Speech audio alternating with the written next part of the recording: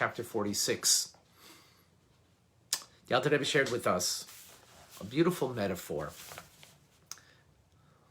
that enables us to truly connect to God Almighty. And the metaphor, as you recall, a king who goes with his entire entourage, including the great ministers, and finds a simpleton, a pauper, who lives on a dunghill, and schleps him, takes him out from there. And not only giving a change of clothes, feeding, brings into the palace, and not only into the palace, but into the inner chamber, where nowhere else is brought in, and has a very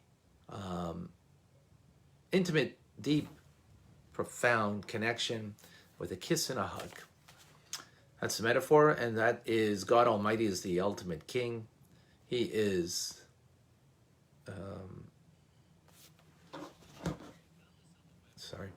He is the most powerful king, of course, and he came with his entire entourage, all of heaven, all of the souls, all of the angels, and he puts that all aside and finds a pauper who's living on a dunghill, the Jewish people, living in slavery in Egypt, and takes us out from there and brings us to the inner chamber, where he gives us, through the study of Torah, a kiss.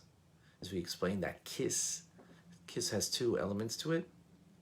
One is two lips coming together, and then the spirit that cleaves one with the other, which is actually even an exchange of breath, shall we say, in a kiss. Studying a Torah right now, saying the words of God as I'm saying them, and the Spirit of God, the breath of God, as it were, the Spirit of God is entering me. How so? Because Torah is God's wisdom and His will, and it's entering me, mind that I'm grasping it. Therefore, His Spirit is something that's a part of me. That's an inner, intimate connection. Also, there's an embrace. An embrace, a complete body embrace means all of the limbs of the person embraces another. God embraces us. 248 limbs is the metaphor the Zohar uses for all the 248 positive commandments. Each one is a limb that when we fulfill that mitzvah, it's like embracing the king. Or we're embracing him, he's embracing us. Intimate connection. The Alter Rebbe takes this metaphor and goes further with it now. This we can understand. When we do a mitzvah, we make a blessing. We make a blessing, Asher Kidishanu b'mitzvotav, or mitzvotav, that God has, we say, Baruch Atah, blessed are you, Lord our God, King of the universe, who has commanded us, sanctified us. The word Kidishanu, the Alter Rebbe here uses in two ways, from the word kadosh. So here, in the first instance, he uses it to mean a betrothal. We have a betrothal with God Almighty. What does that mean? We're married to God. Meaning, through the mitzvah, we're married to God. What does that mean? Well, there's no greater union in the physical world than a husband and wife, a union between them. And as great as that is, it's not as great as the union that we have with God, the unity and the oneness that we have with God. What does it say about...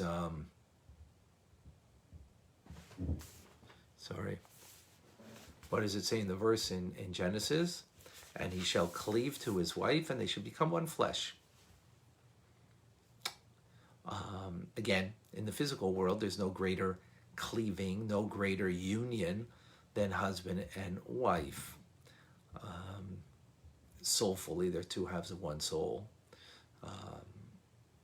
And in the sense of flesh, also they become one. Therefore, King Solomon uses this as a metaphor to understand how we cleave and are united with God when he speaks about in Shir HaShirim, Song of Songs, of a relationship between a man and a woman, which is a relationship between God and the Jewish people. That God gives us a mitzvah, or mitzvahs, that allow us to attach to him with an embrace. He gives us a Torah that we can have that kiss that we just explained. And that's why we say Asher Kiddishanu, meaning betrothal. Every time we do a mitzvah, like we're doing right now, there's a betrothal, a union between us and God Almighty. They're very powerful. Very powerful idea. Furthermore, the word Kiddishanu also means, well, actually usually we say sanctified. That's how we usually would translate sanctified. What does sanctified mean? Separated. The word kadosh means to be separated. We're separated. What is it? Separated from what? From the mundane, from this world. We become holy like God. God gives us that capability through the act of a mitzvah, through the study of Torah. We become separated and become separated from this world in a manner that the world doesn't affect us. Because we see that when we engage in a mitzvah, in that moment, there is that complete holiness, the holiness similar to God's holiness.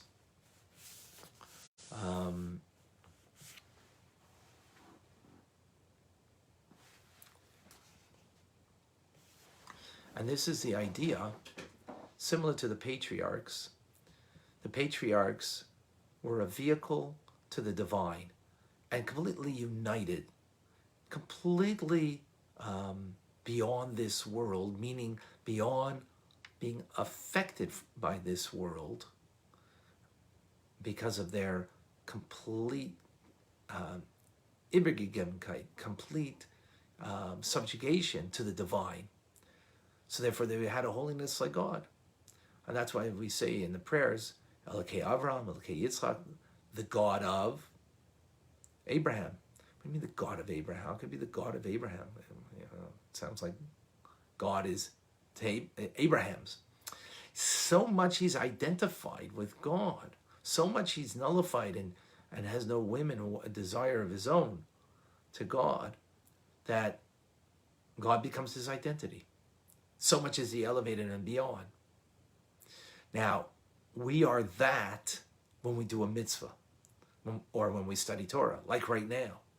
So much are we nullified and united with the divine and beyond, sanctified beyond this world and connected to supernal holiness, that our identity at this moment is nothing but the divine. That's every time we do a mitzvah. Now again, the difference is they were always that way, and likewise righteous people are always that way, that are completely identified with the divine and one with it. We are one with the divine and completely beyond this world in the moment of doing a mitzvah. That the presence of God is totally there. Now, the fact that we might not feel at this moment that our complete identity, our complete being is absorbed in the divine, our divine soul is, our power of speech, saying words of Torah right now, our mind, because we are using our thoughts to think Torah at this moment, is only because we're not sensitive enough to the fact that we're totally united with God, as opposed to the patriarchs that they were. We will eventually, times of Mashiach, but at this time, we're not going to be sensitive to the fact, but that's why the Alter Rebbe is teaching this, because that is the fact that we need to be aware of, that at this moment, that is my complete identity, my complete being.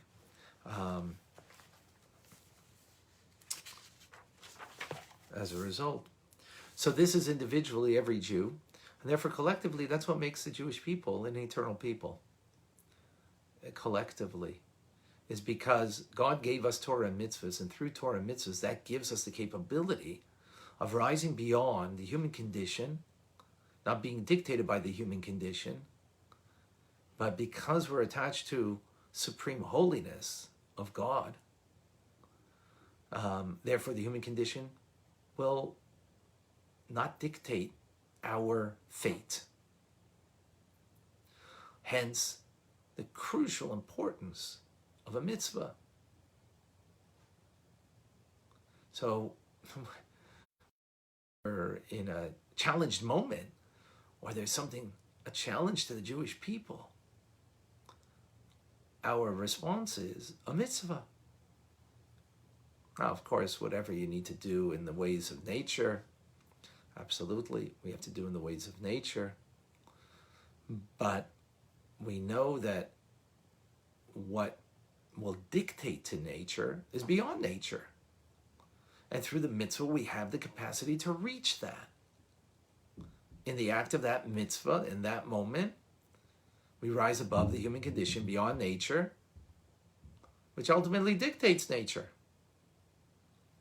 Because in that moment, we're completely nullified and absorbed in the light of God. Again, even though we don't feel it, even though we don't experience it, that is the reality. Asher kidishanu b'mitzvotav, that you have sanctified us, meaning that you have raised us beyond, individually and collectively, the Jewish people through the mitzvah. That's what's happening right now in our learning of Tanya. Again,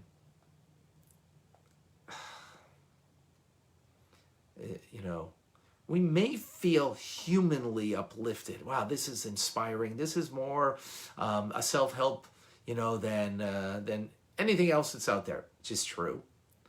But that's minimizing the true reality of what's going on over here. And the reason why we would minimize it is because that's not what we are feeling.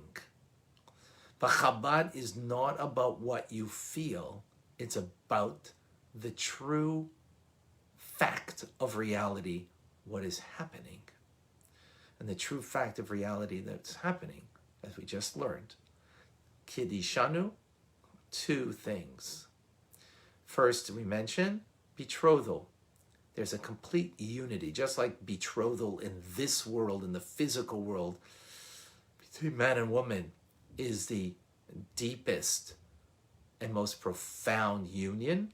Likewise, when we study Torah and do a mitzvah, there is a complete union, oneness, exceedingly beyond that between husband and wife in this world, exceedingly beyond. And at the same time, not only is that there's that union, but we are uplifted beyond the human condition to such a degree that, as the patriarchs were called God, or God was called in their name, the God of Abraham. God of Abraham. God is God. And, Abraham's to God, not God is to Abraham. But his identity was so much united and one with God in every aspect of his life, not just when he did a mitzvah, but in every move,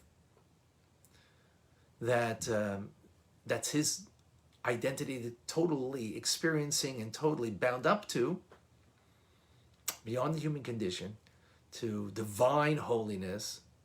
And we get that every time we're studying Tanya together.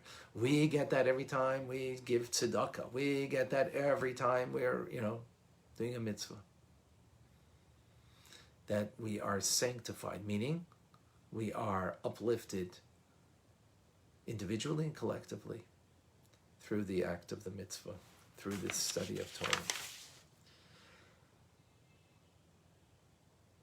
This so we can understand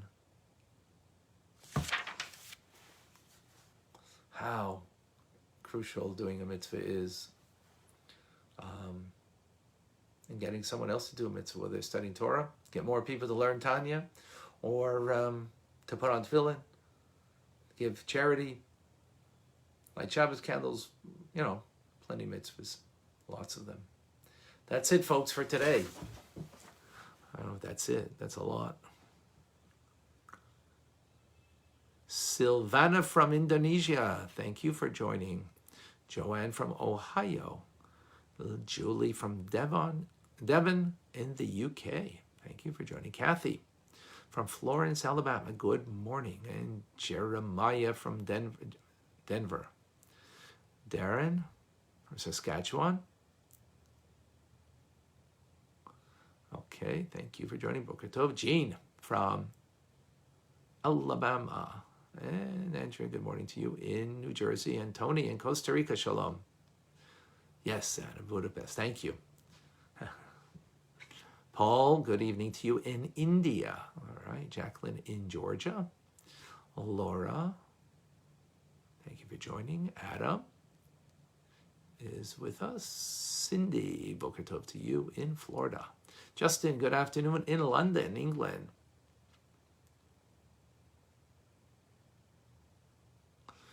Lay in Manhattan.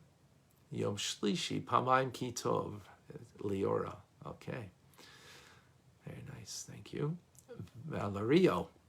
Shaheen from New York. Good morning.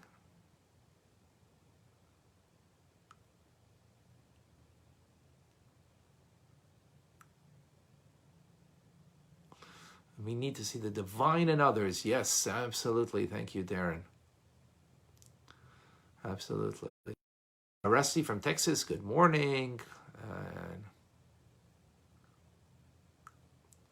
Yes, Leora, Lay, we are united.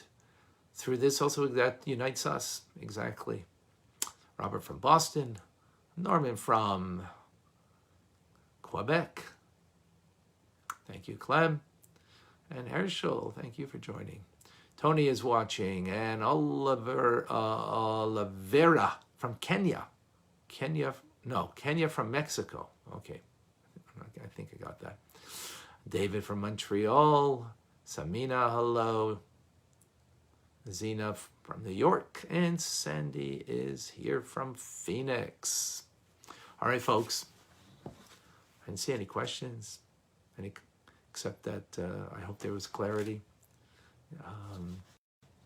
Powerful teaching every day from the Alter Rebbe. I don't know if it boggles the mind is the right word, but every day, and this has got nothing to do with me, it's totally got to do with the Alter Rebbe and Tanya, there's a novel teaching that the Alter Rebbe shares with us. Every day something new is added to our dimension of life, our dimension of connection to God, our dimension of just having an amazing day. And it's just, I shouldn't say mind-boggling is the right word, because I'm talking about a holy, righteous individual who is a neshama klali, an all-encompassing soul, and gave us something that is so unique and special that through it we will bring the final redemption to this world, a world of good, through Mashiach. So please, folks, sharing is caring. Share the class with others. A reminder that I have 1 minute Tanya on Tanya Rabbi on Tanya Rabbi is on Twitter, LinkedIn, and Instagram, of course, that you can get a 1 minute synopsis of all of this.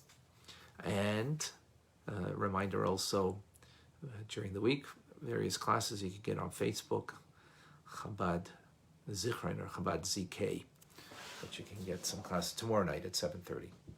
All right, folks, wishing you a wonderful day. Be well.